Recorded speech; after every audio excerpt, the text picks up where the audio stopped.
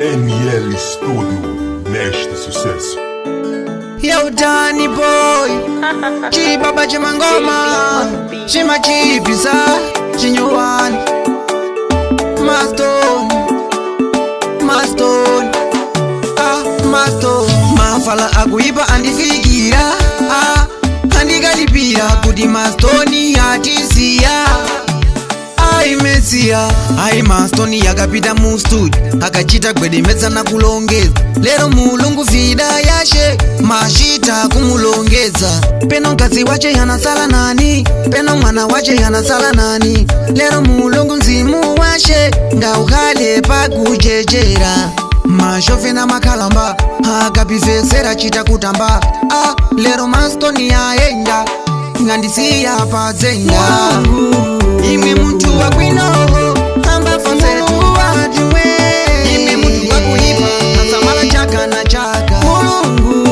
Ime muntu wakwino amba fasetu wadiwe. Ime muntu wakuipa asamala chaka na chaka. Ndati Mastoni yakapita mu studio akachita penga na microphone.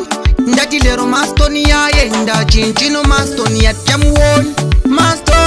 Maston iwe waenda. Maston iwe waenda.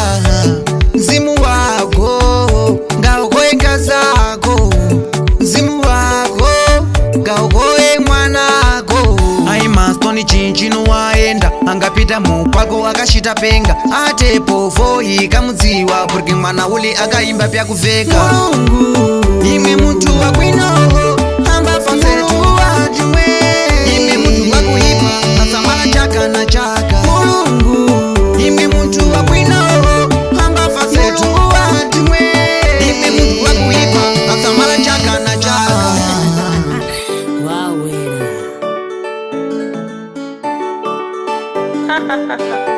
JB on beat.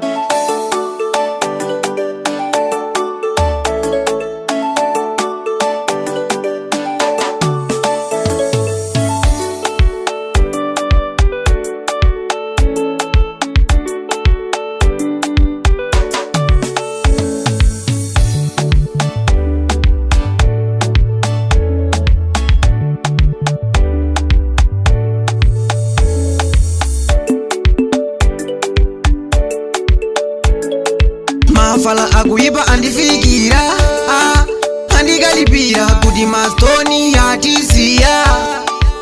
Ai Mesia